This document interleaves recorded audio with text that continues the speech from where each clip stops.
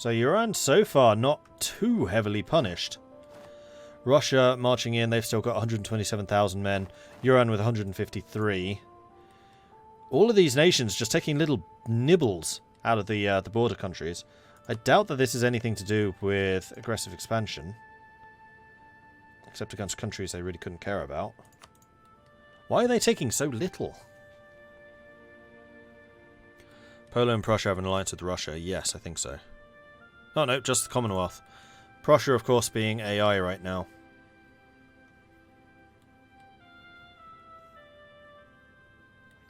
The HRE should get involved to damage Russia. Well, Russia and the Commonwealth seem to be relatively friendly at the moment.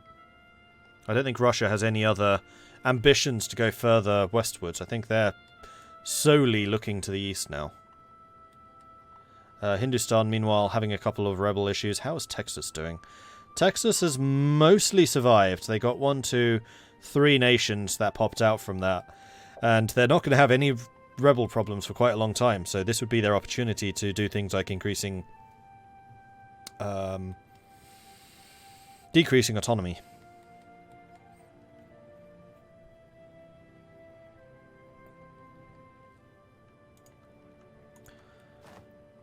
Meanwhile, in the north, it looks like Iran is perfectly happy for Russia to just be taking some damage. Russia do have defensive ideas, which gives them the improved foraging ability, so they do take less attrition from these steps. It is February, so it's going to be cold. It's going to be some winter attrition up here. Is there a map mode for that? I'm sure there is. Weather. So yeah, we've got the severe winter in the north at the moment. And actually a big chunk of Iran. Then we've got normal winter throughout the rest. +3 attrition for enemies. So yeah, the Russians are going to be feeling the bite here. General Winter fighting against the Russians for a change. Texas is now below 100% overextension. So Texas, it would seem, has survived the trials. Their coring process worked 98% to country break. 98%. That's how close that got. That was madness. And I think the real loser out of this might well be Japan. I think that Iran is going to remember who abandoned them and who stuck by them in their time of need. Even though they were severely weakened and were not going to be able to do very much, it's the thought that counts. But Japan abandoned them. Yes, Japan's going to have major naval power, but Iran has a huge coastline. They aren't necessarily going to be a naval pushover. Although right now they have only 3 ships. But that could change. That could change in a heartbeat. And Japan do have a fair number of continental provinces which they would lose. In fact, Canton's already been flipped to Iran. So this is a superiority war. It's a crusade against Iran, which I think means that they can actually take more territory if they wanted to, than just a simple conquest.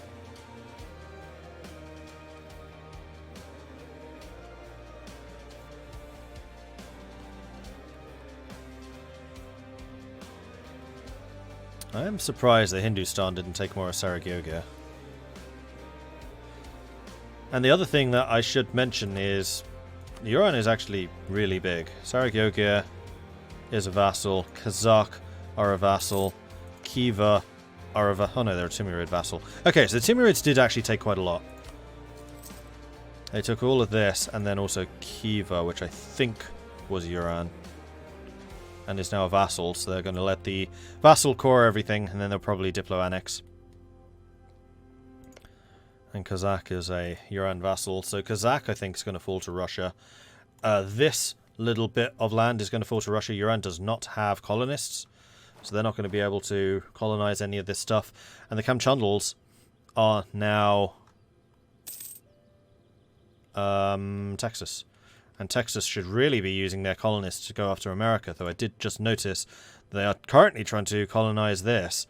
I guess to give them a little bit of a backdoor into the Asian continent, and maybe to try and help deny land to Russia. But I think once this falls, they're not going to be able to do that. The real question here is, when is Iran going to counterattack? Because they're currently sitting here in the middle of the country. All of their troops are ranged. ready for a fight. Russia moving in. Both of these players very, very adept at combat. Meanwhile, we do have the Commonwealth in a player war at the moment, currently fighting also against Iran. So the Commonwealth apparently being called in the war against Iran too. So Russia, having seen that Hindustan, the Timurids and the Ottomans are no longer in the war against them, deciding that they need to bring in a bit more firepower. Hindustan as rebels, maybe they're not in a position for war. Yeah, Hindustan is enormous. They are the top great power in the world. With reason. Like, they are really, really strong. It would take them one stack. They still have these two. And with the sheer number of people that Iran's at war with, especially if this was going to be a war on two fronts, they had everything to gain.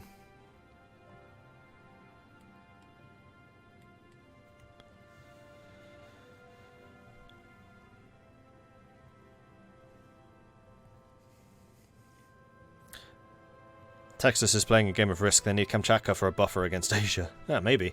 I mean, Asia is going to be mostly Iran, although it looks like Russia is going to be moving in as a new neighbor soon. I think that could be a legit tactic in multiplayer games for Russia. I'm interested in just my culture provinces in the west and then just focus on the east, guaranteeing no western aggression against you. That's what I'm guessing. I suspect it's too late to stop Russia, as last game he could sit and relax and get everything up to speed. Well, last game, the only rule was Russia was not allowed to attack anyone. Anyone else could attack Russia. Same with the Ottomans. They just weren't allowed to declare wars themselves. They could still be declared on. So this war, for example, Russia probably wanted to do it last session, but weren't allowed to. So we are currently paused at the moment for a reason. That's going to give me a chance to pour some more tea. Because I need it. Only got 6 hours sleep last night and I'm suffering. Poet's gone to talk to the others to see what's up.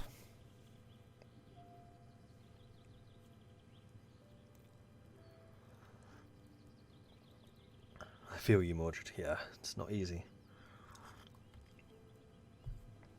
Had to do some work for Starium yesterday. And then also get videos rendered and uploaded. Plus not finishing until 2:30 anyway.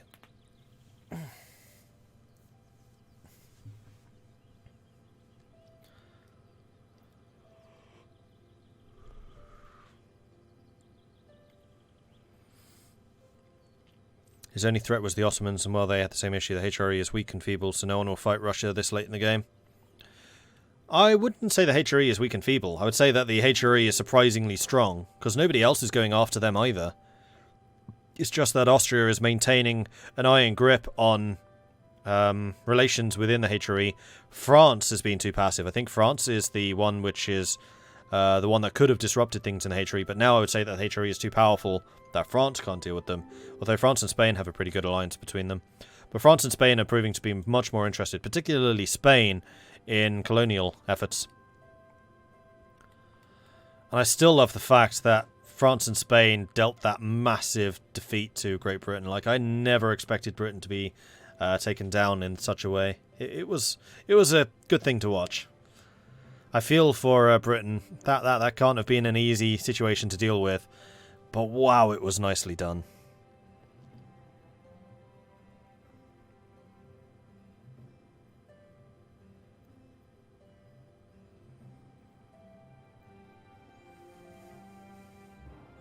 Hey, Britain is stable. Excellent.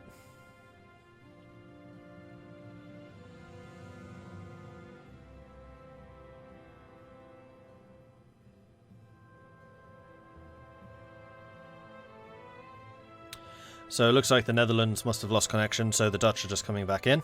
Strong and stable. Hey, who's Gaeldom still allied to? They're still allied to Spain.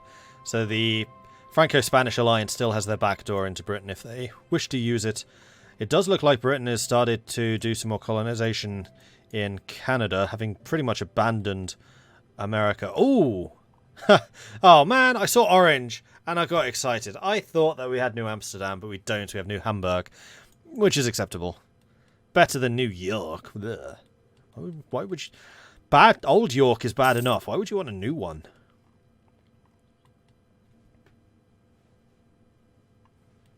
Yeah, Hamburg's actually doing... I was going to say Hamburg is doing well, except for the fact that they just lost their Merchant Republic government.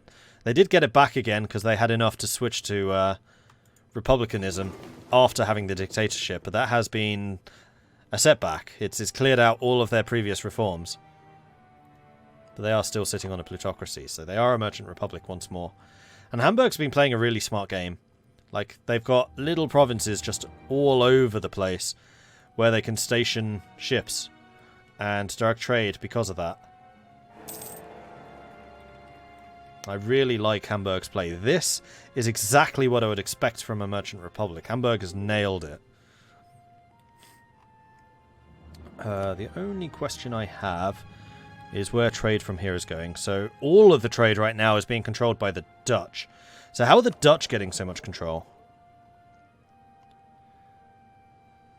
Because they're the only one with a merchant. Britain has no merchant here, so they're not controlling any, and they don't care. It's going to the English Channel anyway. Spain doesn't have a merchant here, so Spain is not able to direct any of the flow.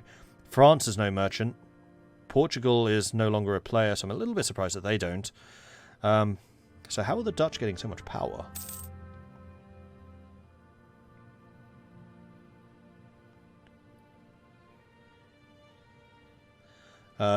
Just trade from downstream. So the fact that they have so much control of the English Channel, and because that empties directly into the English Channel, is what's giving the Dutch so much control over that region. So the Dutch being the only ones... Oh, you don't have a merchant here. That's a mistake.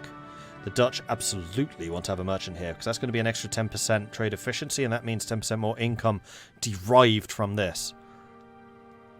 It's not just more power in that region, it's actually multiplying the income by more. You almost always want to have a merchant in your home node. Especially if your home node is worth an absolute bucket load like theirs is. You're just losing money if you don't do it. So, if I were the Dutch, who would I get to move? In fact, they have a free merchant right now. Use that merchant! Collect trade in the Netherlands, or in the English Channel. Or use the North Sea merchant. It's only moving 1.5 ducats, it's not that much.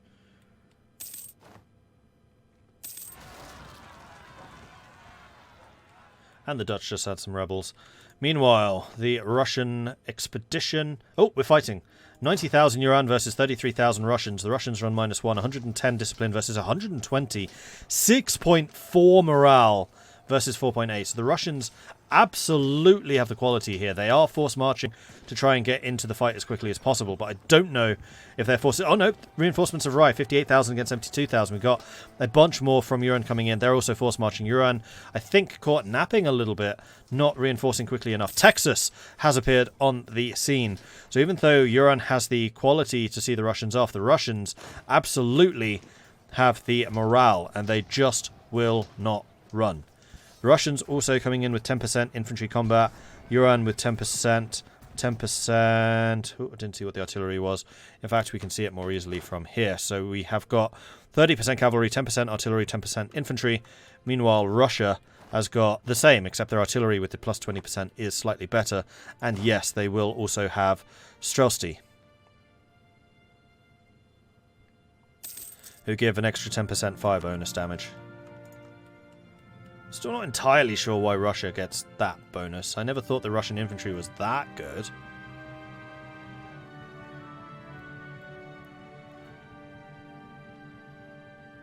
Just having numbers. I mean, Russia did have a surprisingly well-trained and equipped army, particularly under Peter the Great. But I don't know why Streltsy. Is there a Korea? There is a Korea. It is a Japanese vassal. Possibly forced by Iran to be released.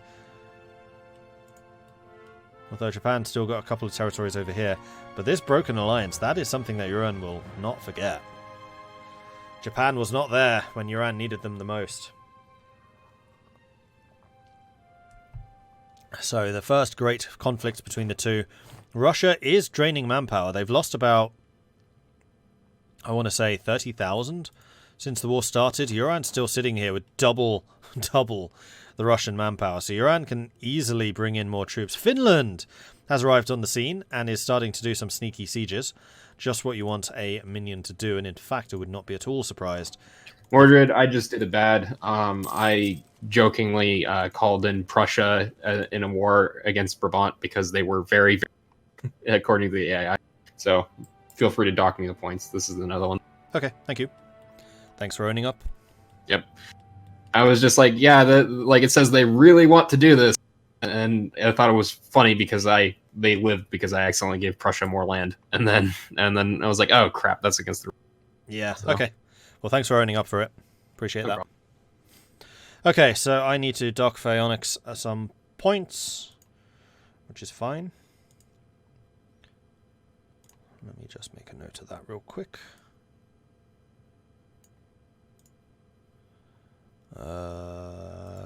Netherlands minus AI, cool. Cool. Done. So the rule there is, if a country is protected and you're allied to them, you're not allowed to call them into offensive wars. And the Dutch just made that mistake. Iran is dead, Russia will reign supreme. I disagree. Like, remember, Iran's main provinces are all the way down here. Now, this is all just buffer territory for them to fight in. Iran are not a horde anymore, so it doesn't matter if they're fighting in the steppes or not. This is all just territory causing Russia attrition. And Russia is taking attrition. Not an enormous amount, but it's definitely draining their manpower. And this is a long war, one which Russia needs to be very, very careful that they do not just give to Iran. Like here, stacking 93,000 troops in one province might be a bit of a mistake, although it kind of looks like the Russians are trying to follow up on their earlier success and go after the capital. That's a good move. Taking the capital will give them a lot of war score. In fact, where's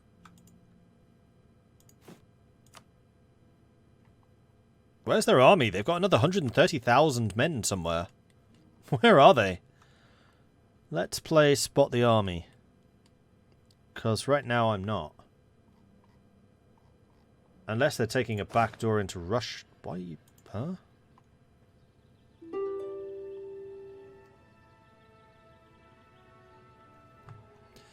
Iran's taking a ton of attrition up here as well. Okay, so Russia is starting to send some peace offers. And yeah, the Russians are going to start sieging down Datjing. Taking over that territory. And there we go. The peace deal has been made. They did not take Sakanga, but it's completely cut off, so it's going to be irrelevant. Maybe they'll even offer to buy it, and Russia has access to the rest of Siberia. And also to the Pacific. They finally have a port over here. So Russia's war goals, I would say, have been achieved. Iran is still very strong and will definitely be able to retaliate if they wish to do so. Iran didn't suffer, except for the money, hugely from that war. Russia profited greatly and have opened up Siberia to expansion. Good war for Russia. Iran army. This is a good spot.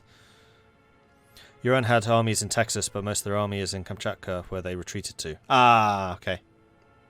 Surprised they retreated all the way over there, but okay.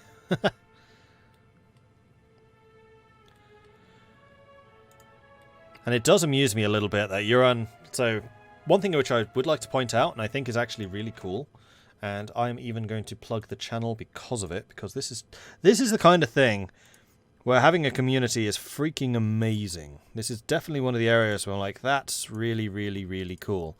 But the player of Iran did a series of videos where he basically critiques every single country, every player nation in the game.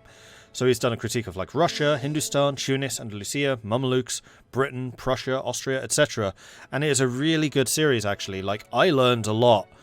Some mechanics I wasn't aware of, some mechanics where he was kind of talking about why they were doing things in multiplayer, or why they should do things in multiplayer, and it is absolutely worth watching. So go check out that guy's channel. Be sure to subscribe to it. He's doing this review series for all of the player nations in this multiplayer, and it's actually really good. Finally fixed. What was that? The border gore has finally been fixed. Oh, you finally took out Brabant. Huzzah! Yeah. That's why I called in. That's why I goofed and called in Prussia, was because like I went to declare the war, and it was like they would like jump at the opportunity. I was like, that's hilarious considering why Brabant's still alive. So I clicked it for the laughs and then realized that was against the rule. Yep. No, I totally understood why you're going after Brabant. Like, you don't want to have that little bit of blue in a rightfully orange nation. And now I can click the thing that's the reclaim lowlands and then immediately ins button, because that initial mission I couldn't finish because Brabant existed. Onwards to victory. Yep. Which also gives you a bunch of morale. Nice. Yep. So that's a nice thing to have in my pocket. Cologne is next to die, because that last province is mine. Mm-hmm. Yeah, you kind of missed it, but when Prussia's AI started declaring wars, it kind of set off scrambling, because they went after a nation that we had rather specifically divided up, Cologne. Gotcha. So I had to jump into action to take the land that was. So. Right.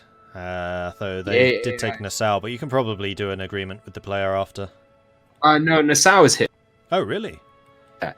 He gets we did it along province lines. He gets half. I got the Rhineland and Westphalia. Can I just point out that the Dutch royal family is the Oranje-Nassau family? That's where they're from. Oh. That is rightful Dutch turf. I did not know this, but okay. That might change things. We'll see. I might settle the Westphalians up the river for Nassau. I think you probably should, because, yeah, Nassau is definitely Dutch turf. Yeah, okay. Thank you for educating me. I did not know. Mm-hmm. I don't think it's actually Dutch. It's German, but that's where the family I think are from, because they are the Oranje-Nassau family. So when I saw that on map, I was like, I know that place, or I know that name anyway. Oh, I also meant to point out that you have a certain merchant available. I don't usually give tips to players, but he's been a good sport, plus, you know, Dutch. So